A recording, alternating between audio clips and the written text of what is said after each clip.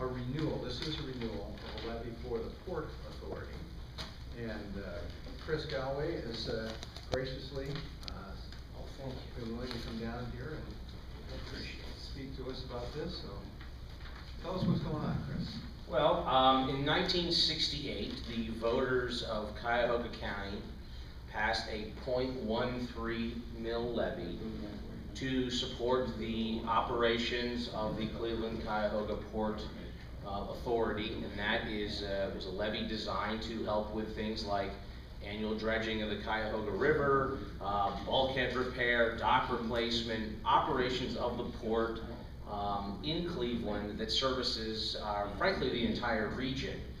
And as you may or may not be aware, the voters have renewed that levy every 5 years since 1968.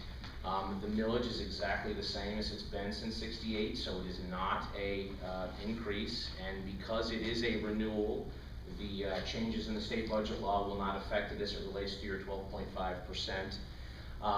So in that sense, it's very economical.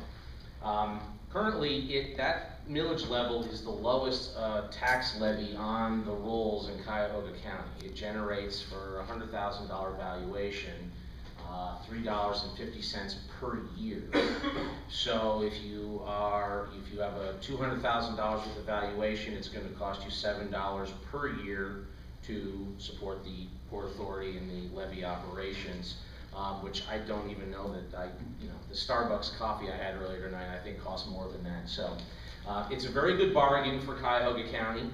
It supports about 18,000 jobs directly as it relates to port operations, the steel mills, those who work there, because their average is about 13 million tons of material comes through the port on an annual basis.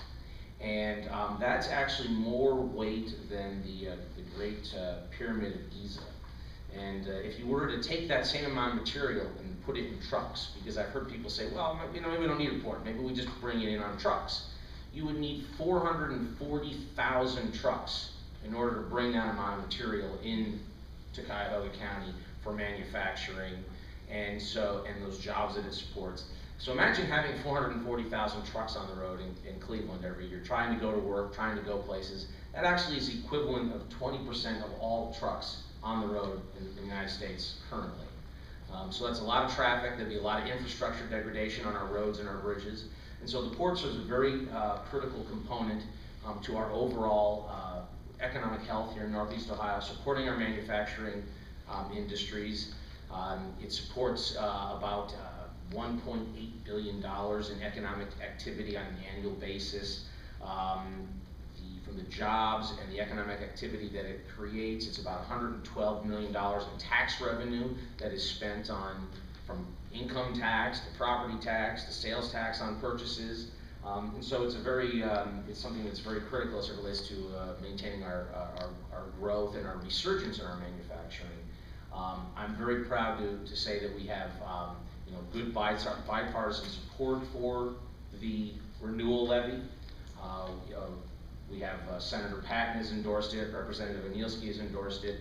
As you all know, Jack Sharon is keenly up to speed on economic development issues. He is our point guy on Cuyahoga County Council on those issues. He has endorsed it because of its critical nature in keeping those port operations open and flowing. So I really would hope that you would be willing to spend that $3.50 per year to continue to support the port operation and vote for issue 82 on November 5th. Very good. That was very well done. You really put it right in the time frame. You must have practice at this. Bobby's got a question for you. Sure. What would happen if we voted it down? Well, what would happen is you would eliminate about 35% of the port's budget, and from an operational standpoint, it would be very difficult to maintain current port operations for much time at all. I mean, what the exact amount of time would be, I'm not 100% sure, but it would have an immediate impact on our ability, I think, next year, early on in the season, to be able to dredge the river, repairs, operations, security at the port, facility management, right on down the line. You know, we all know, those of us who are in local government, you know, we all know with all the difficulties in revaluations and tax revenues, reductions and everything else, when you know, if you slash 35% out of a budget, hard decisions are gonna get made, and, you know, I think that's the immediate. I think you also then have to deal with a larger picture, which is, you know, Cleveland has been fighting very hard, and our region has been fighting very hard to let the world know that we're open for business, to let manufacturers and let businesses know that we're serious about job growth and economic development, and we're here and we want you here. And I think the message that we would send by shooting this down is, you know, steel companies, manufacturers like Ford, who, you know, are looking to, you know, continue to do plant operations. We don't want you here. We're willing to basically damage our port operations, making it more difficult for you to be able to do your job and jeopardizing those jobs. And that would reverberate, I think, through the corporate community and through, you know, those who make those decisions on locating and expanding and relocating potentially. They're going to look at something like that and say, you know, are they serious about it? And I think that sort of damage is hard to quantify, but I think it would be real and something that we would need to, you know, we need to think about. The leadership of the Port Authority has been under scrutiny many times over the last few years, and retained the same people that were under scrutiny. There has been, there's a new executive director, there are new board members.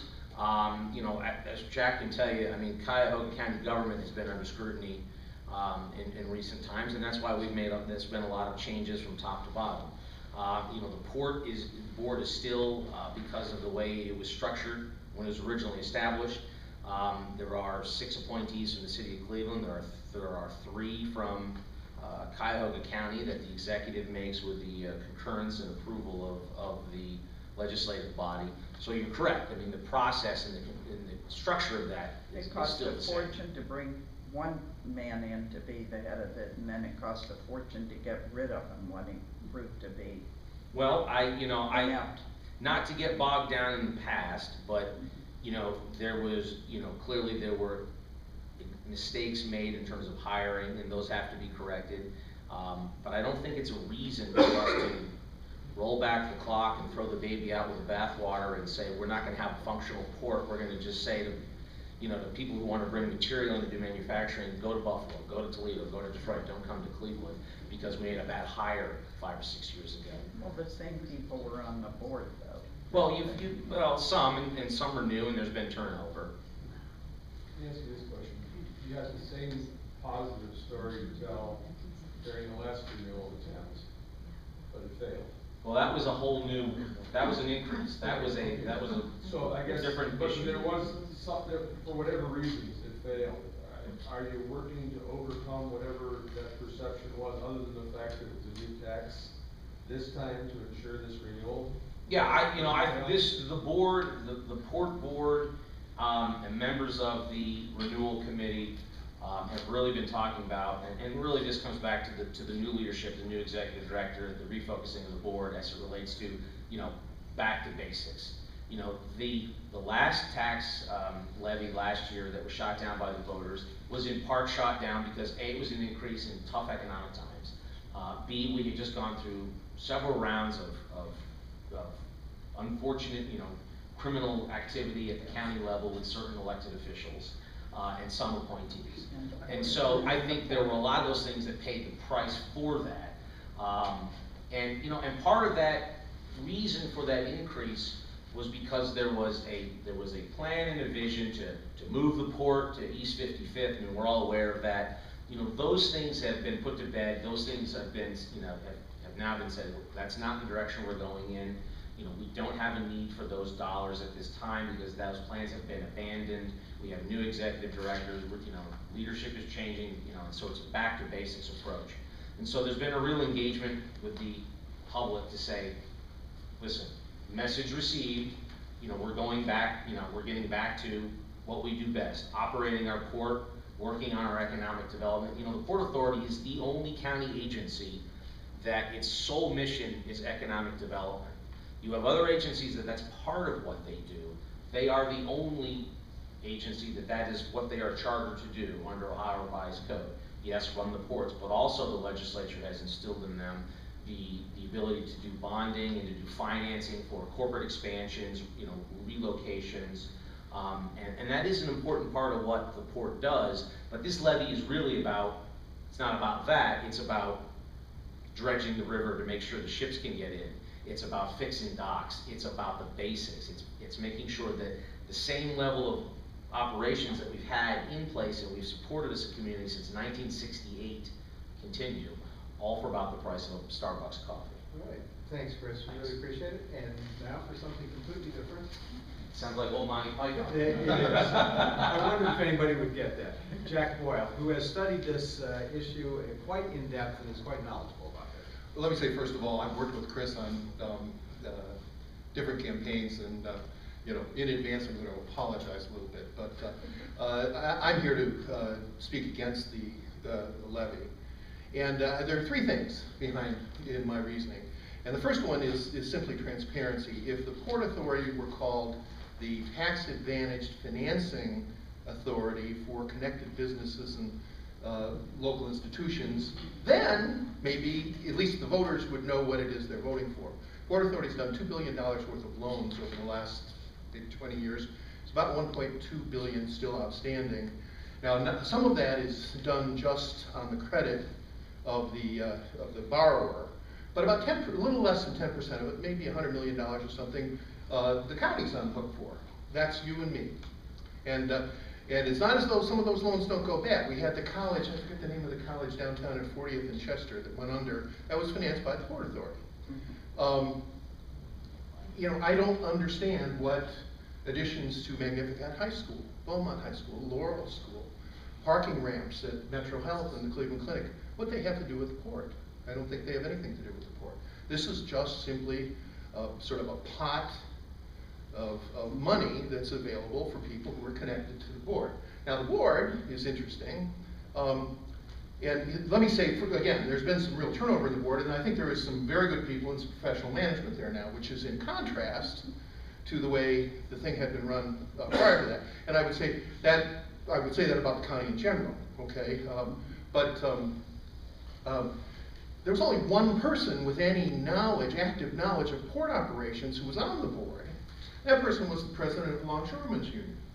And of course, he's had to resign under fire for some allegations of misconduct relating to one of the loans that they made. And he was replaced by another person who has great port authority or port operations experience, the new president of the Longshoremen's Union. Otherwise, we have lawyers and developers who are members of the board. As Chris mentioned, they're appointed by the mayor and the county executive. Now, the three by the county executive, at least we get our county council to take a look at them and say that has not been the case in the past. So 3 of the 9, we at least have some out here in the county effect on. The second reason is port operations itself. You know, at least you'd think, well, okay, we have the port. Well, the fact of the matter is, we don't do a very good job with the port. In 2010, a boat, an ore boat, bringing iron ore to the steel plant, the ArcelorMittal, I don't know how to pronounce it exactly, plant ran aground and had to be partially unloaded in the middle of the river. We were too busy developing, I guess, to actually do the dredging. There was a lot of controversy about where the dredging material was going to go. The Port Authority now, if you look at the website, they brag about the 88-acre new bird sanctuary. Well, they had to be sued to open that to the public. They don't do a very good job with, you know, managing the port. There is, frankly, I'm going to just say the idea that there are 18,000 jobs related to the port is nonsense. It is typical think tank, exaggeration. There are actually about 3,000 jobs directly related to the port, and they get to the 18,000 by saying, well, those people go to Starbucks and buy, so those Starbucks jobs are dependent on the port too. The one company that actually is involved with the port is the steel plant. There's about 1,500 jobs there, maybe 1,600. And about 80% of the traffic that comes in and out of the port is bulk material. It's iron ore, it's coal, salt, sand, gravel, those kinds of things. The kinds of things that it's just simply silly to have coming into downtown Cleveland, where the real estate is, you know, expensive, where there are other uses. The steel plant is serviced by the Cleveland Bulk Terminal. That is paid for, the operations of that is paid for by the steel plant and the operations. And there's not any reason, frankly, in my opinion, to have the rest of the port. We talk about it being the window to the world. That amounts to less than one boat a week.